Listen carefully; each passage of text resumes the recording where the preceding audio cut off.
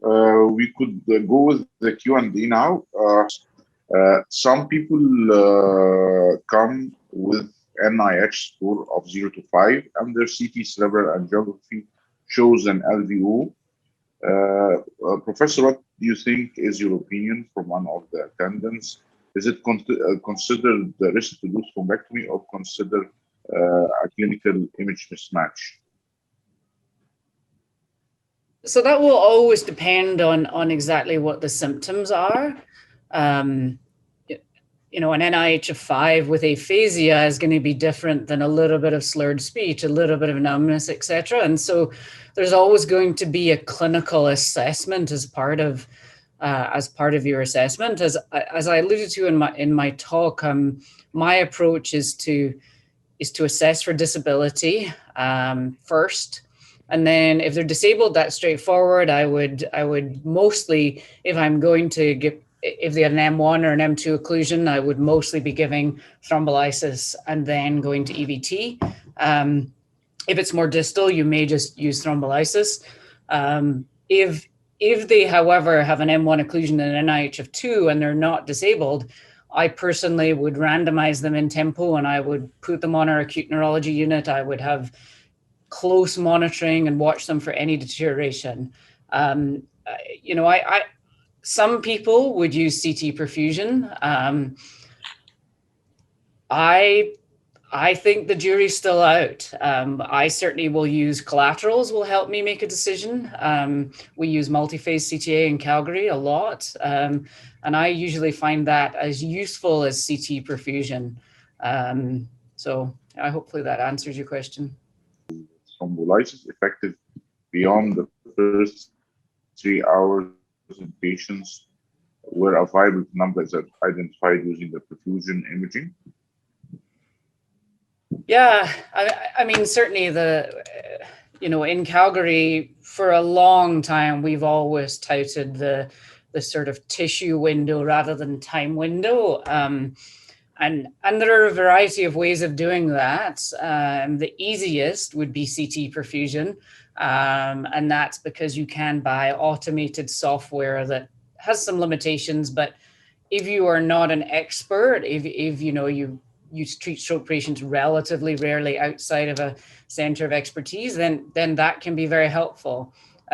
We certainly use multi-phase CTA to look for collaterals, to basically look for tissue that's at risk but not dead yet. And so I've treated somebody out to 36 hours from onset because they clearly showed that they still have tissue at risk, and we made them better. And so, you know, are we always right? No, but certainly now I don't always use time. Time is often one of the factors that I use, but it's not the only thing.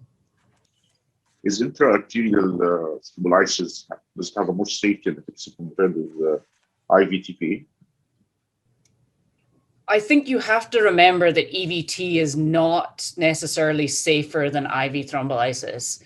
The risk of hemorrhage is very hard to eke out of any of the trials. Like some of the direct to EVT trials that were recently published, it certainly doesn't look overwhelming that the risk of hemorrhage is much lower if you go direct to EVT. So I certainly don't use that as a reason all the time. Most of the time, I would prefer to give them standard of care and go IV TPA unless you know they've had a recent GI bleed or something that makes me not want to give them thrombolysis. But if they're kind of a standard stroke patient, I would always give them thrombolysis if I can. With a neurological fallout with the TIA, can it recover completely, or are some symptoms permanent? If a TIA leaves a deficit, it has not been a TIA, it's an infarction by definition. So it's by definition, a TIA doesn't leave a trace of infarction, neither clinically nor in MRI or CT. I have been seeing 2 cases where neurological symptoms have worsened following the thrombolysis. What could be the reason for this? I mean, I think there's always multiple reasons for people getting worse after thrombolysis. Hemorrhage is obviously a big reason that you can get worse, an intracranial hemorrhage. Sometimes you can move the clot distally actually with thrombolysis. So they were surviving on their collaterals. You give them thrombolysis, the clot moves slightly further out, and unfortunately that means they get more symptoms. And you know, I think there are multiple reasons. There's failure of collaterals that actually have nothing to do with thrombolysis. So I think there are a multitude of reasons. If somebody worsens post-thrombolysis, I will always do a CT, CTA and see what's happening. So I think you need to understand in the individual case what's happening.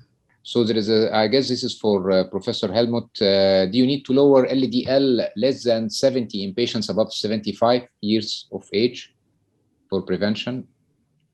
I think so. They were part of this study, and there's no reason, as in other forms of stroke treatment, where less and less, we don't no longer accept an age limit that we say above age X, we don't treat the patient because it doesn't matter. So I think there's no difference for one being 60 or 70 or 80 year old regarding the LDL target. There is a question about COVID. Of course, we are in the era of COVID. I guess we can hear also Professor Helmut, if the dual antiplatelet is, if the treatment is also valid for COVID patients, especially if they are having low molecular weight enoxaparin or any other anticoagulant. So the setting would be a stroke in a COVID-19 sick, so in a COVID patient. That's probably the setting. Stroke in a COVID patient. Exactly. Although that's very difficult, difficult to answer. So I would say I mean, first of all, our impression is, and the data also, I mean, there is a slight increase to suffer a stroke in severely sick COVID patients, but it's a minor problem. It's not really that we see it every day. But I do not think any reason to behave differently in a COVID patient suffering a stroke than in another patient suffering a stroke, except for you have, of course, extraordinary circumstances with intensive care treatment and bleedings going on or whatever. And of course, you would have to change this approach. But just only having COVID would not change my strategy of treating a stroke or doing secondary prevention. Okay. Which I guess this is also for Professor Helmut. Which risk factors for atherosclerosis and cardiac? Where is the question? Which risk factor for atherosclerosis and cardiac disease should be identified in medical history of patients with suspected ischemic stroke? Of course, arterial hypertension, diabetes, smoking, and history of other vascular events, cardiac, neurological, or peripheral. That's the basic things of history taking. Okay. Also for Professor Helmut, regarding aspirin resistance. That's a big question, yes. I mean, that's a discussion going on for quite some time. And the German guidelines, but we had this discussion here in Germany again, and the result of the discussion is that we do not recommend routine testing for aspirin resistance before giving it, because it was not part of any of the studies in the past showing that aspirin works, and it's of questionable prospective clinical relevance. And even if a patient suffers an ischemic event under aspirin treatment, there's no indication to test him for aspirin resistance. That's the current expert opinion, unanimous opinion in Germany on aspirin testing. I mean, you can do it differently if you believe in it, but the guidelines do not consider it necessary or recommended. I I guess in the same context also, regarding the use of dual antiplatelet for longer period or even for life, if the patient is having recurrent stroke while he is using antiplatelet, single antiplatelet, or you just change the antiplatelet? So, as I showed, there is a risk in doing dual antiplatelet treatment, and the longer you take it, the higher the risk. And that's why the guidelines are so cautious about it and restrict it to 21 or 30 days.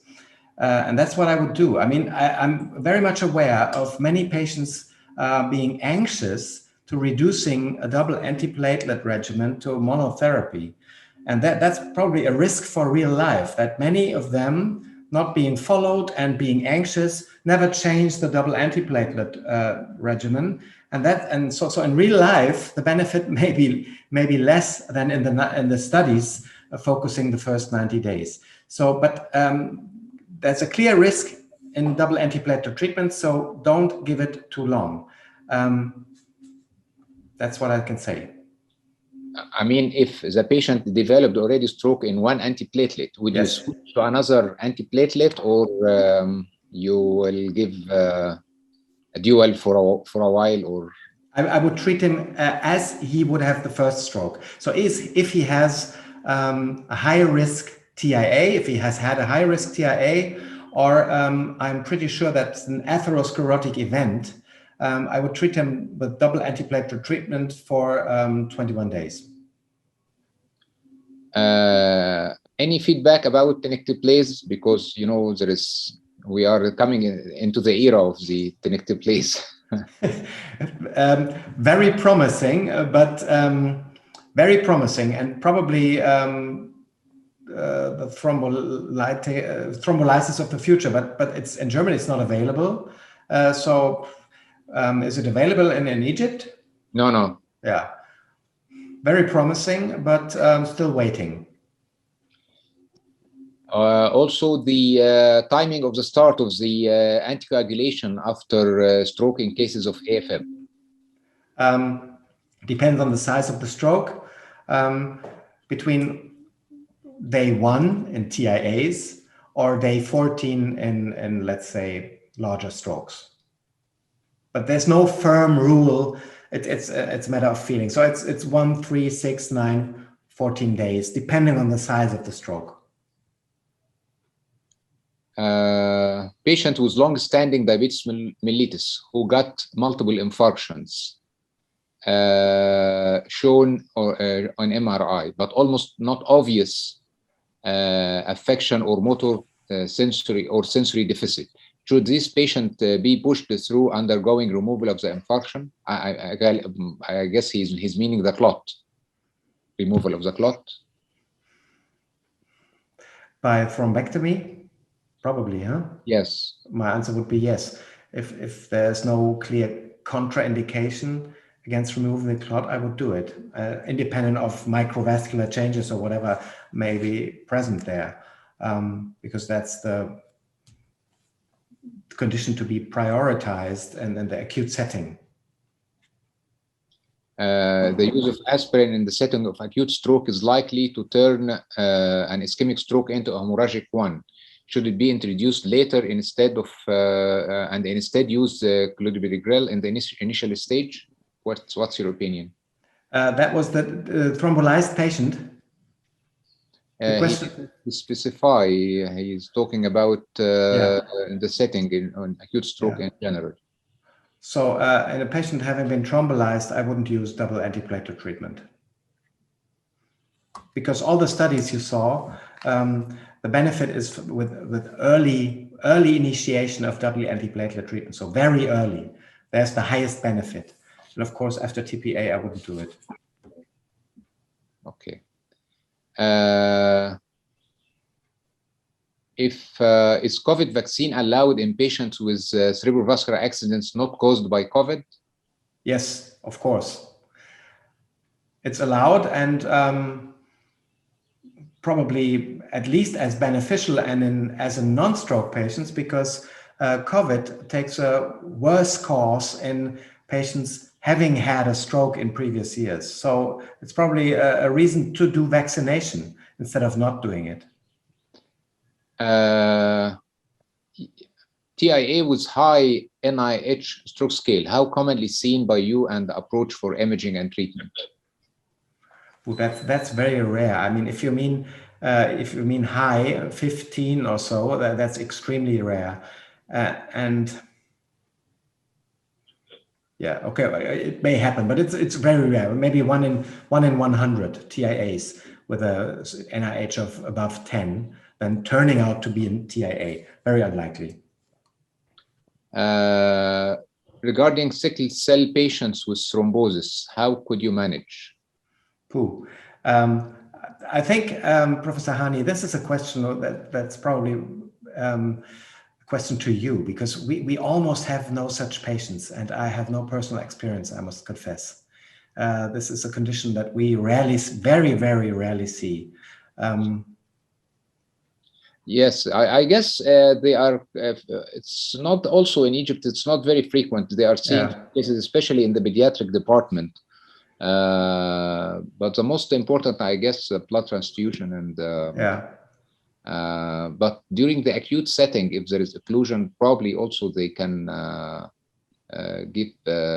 What's your opinion, Dr. Hassam? You give, and also Dr. Scott, Dr. Kotz, you think we can give anticoagulation in the acute setting in these patients?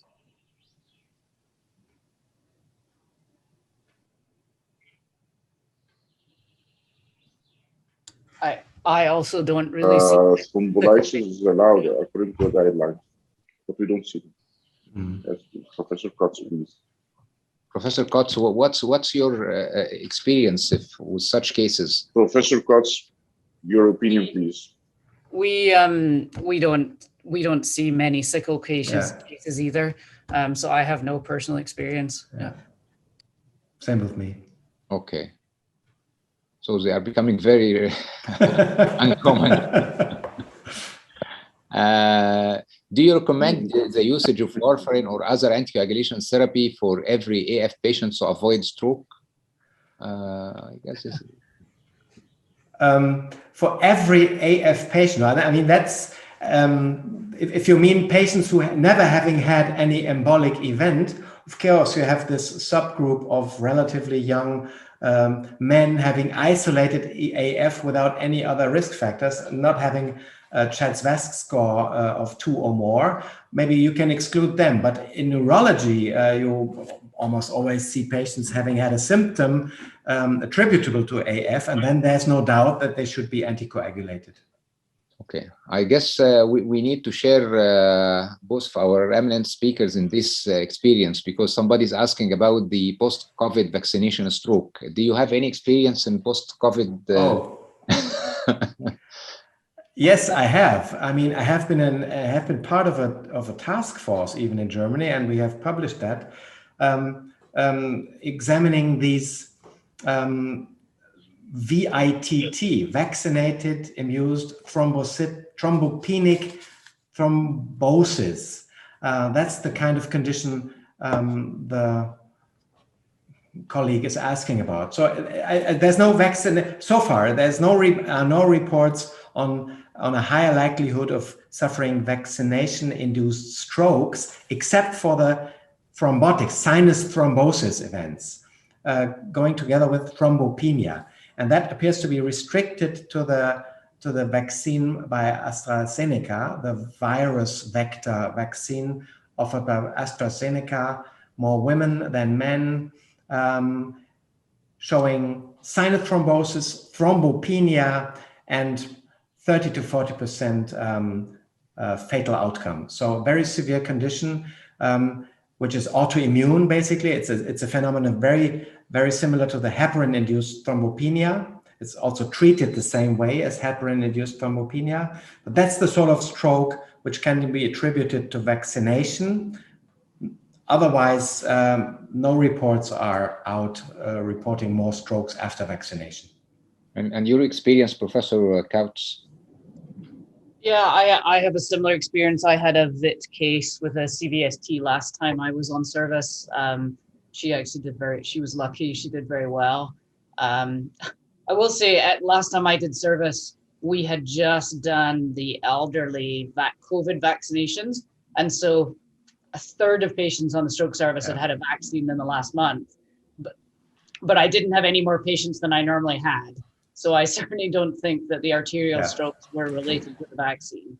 Yeah, in Germany, they started vaccinating the younger half with the AstraZeneca vaccine, and that was retrospectively was a mistake because these complications tend to occur more often in the younger than in the older group. Yeah.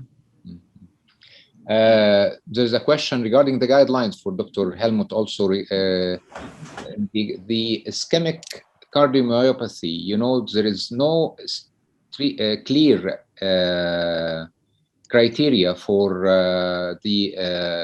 in the guidelines when to start anticoagulation. What's your opinion? In what kind of cardiopathy?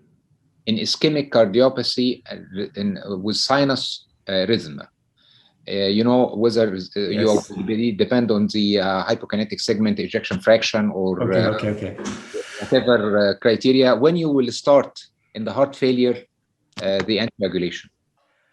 If the patient has not suffered a stroke or a TIA, I would not start putting him on anticoagulation. I would ask the cardiologist. If he has, I mean, there have been studies in that in the past.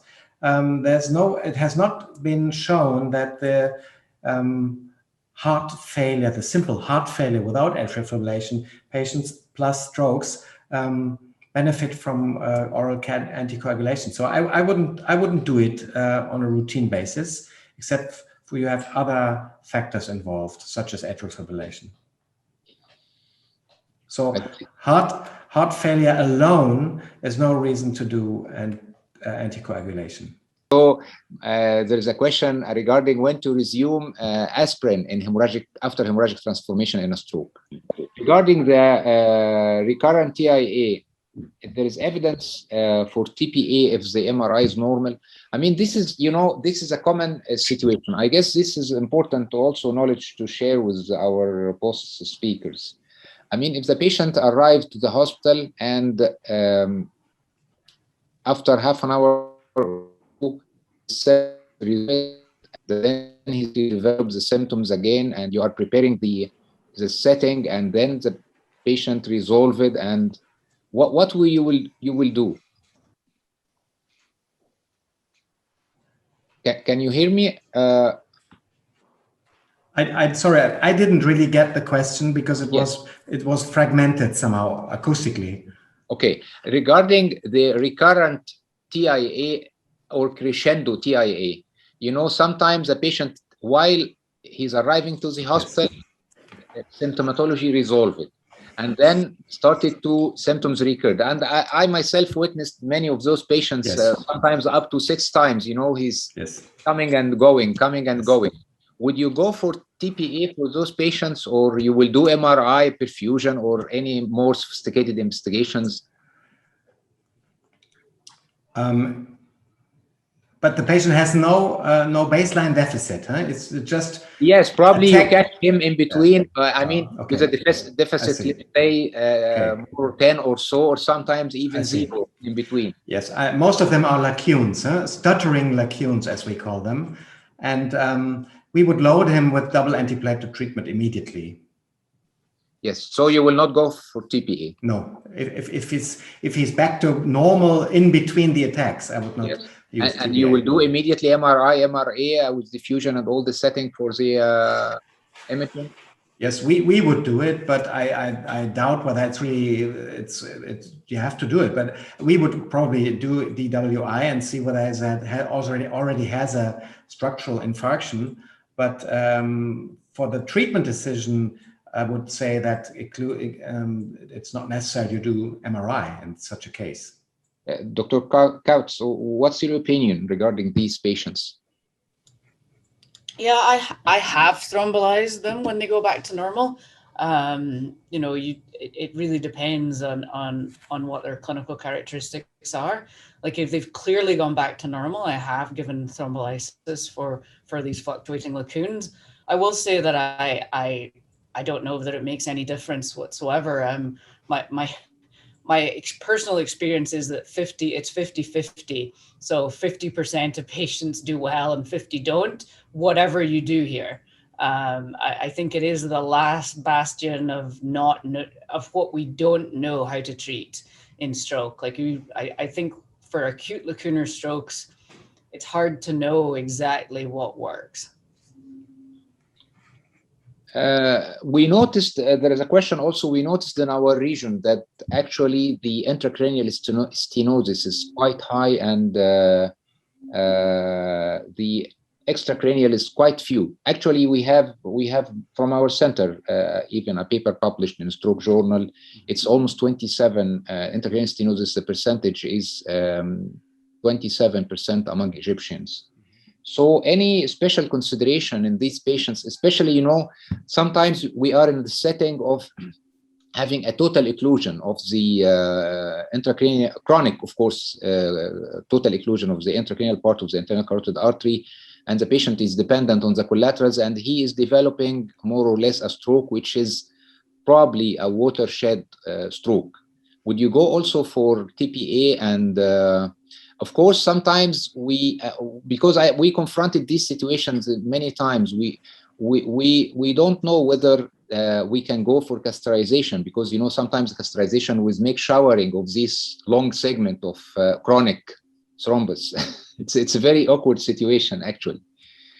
Are you facing such situations? I mean, because it's common, the intracranial stenosis here in our region in general, I guess it's quite common.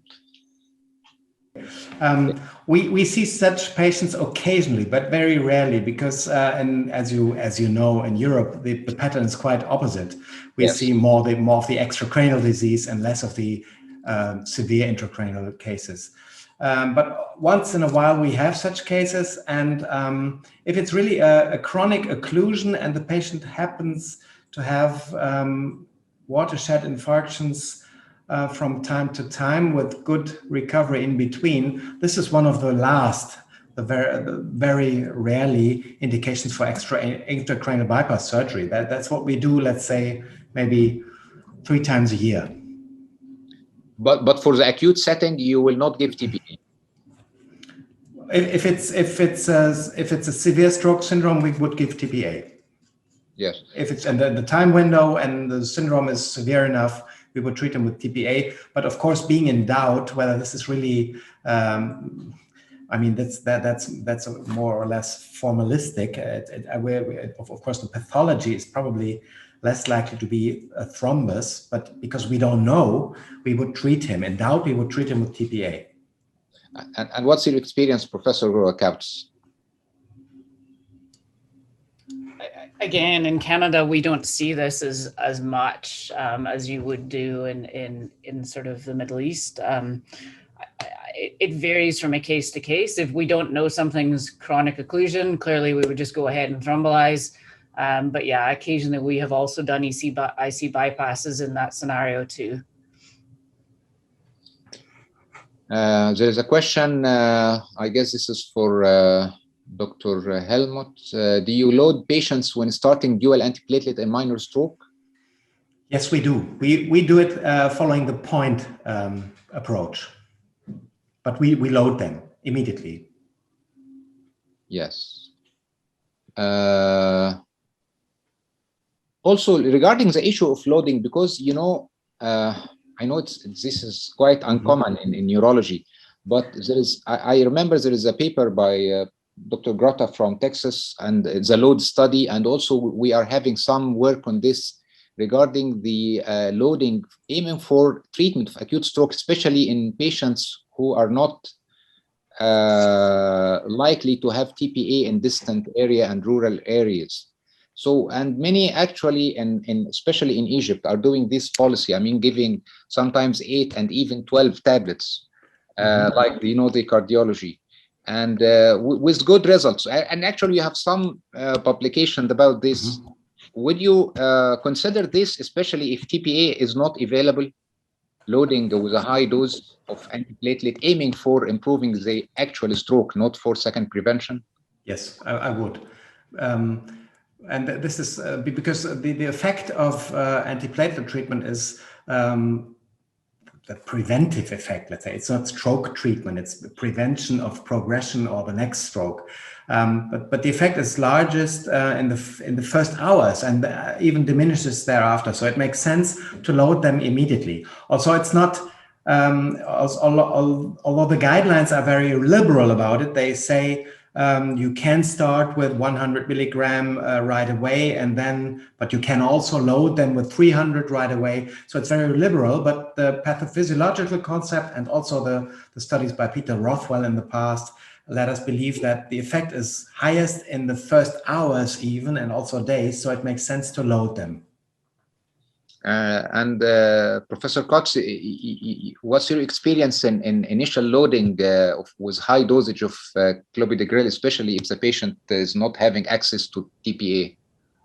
Yeah, we routinely give at least 300 milligrams. Sometimes I'll give 600 if I really need it loaded fast, if I'm worried. Routinely, our load is 300 of Plavix, yes, and 160 of aspirin. And we always load. My view is there's no point in doing it unless you're going to load. Yeah, I agree. Okay. So any news about, this is a very important issue, and actually most of the trials failed, the post-stroke neuroprotective agents? Nothing new about that. But still trials going on in thrombectomy patients, because that's of course a new field where they may work because the patients are recanalized early. So, but nothing really to report.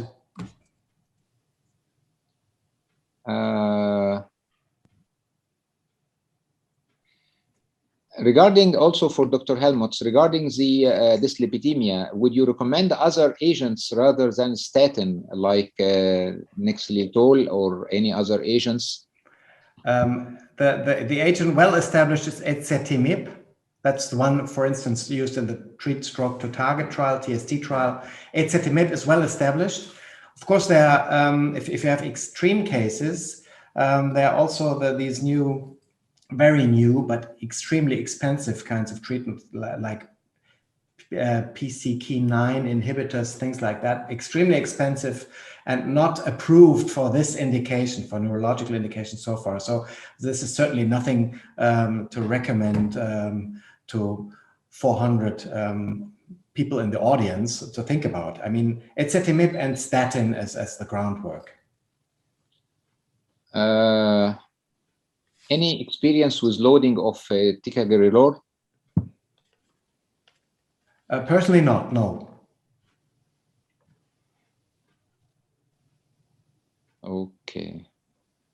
I guess this is most of the questions. So, Dr. Hissam, you have any more questions or comments, or anything you would like to add? No, thank you. For me, I was very pleased that I was chairman in your presentations, Professor Steinmetz and Professor Kautz, and you really enriched us with your knowledge and your data. And the recent data you have just showed us, and we wish always to have you.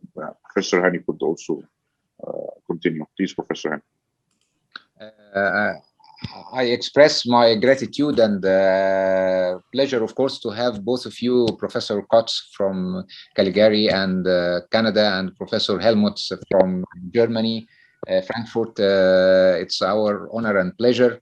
And hopefully next time we will have you both physically in the Middle East, probably in the MENA stroke. We are having in November in Bahrain. You can have it on the screen. Yes, the organizer put the it's our next big event in the region. It will be in November in Bahrain, and hopefully we can, I mean, still we are preparing it as a hybrid, but if things open, we will probably will make it fully physical if it is possible. We hope so. So thank you again, and looking forward to see you more physically next time. Thank you. Okay.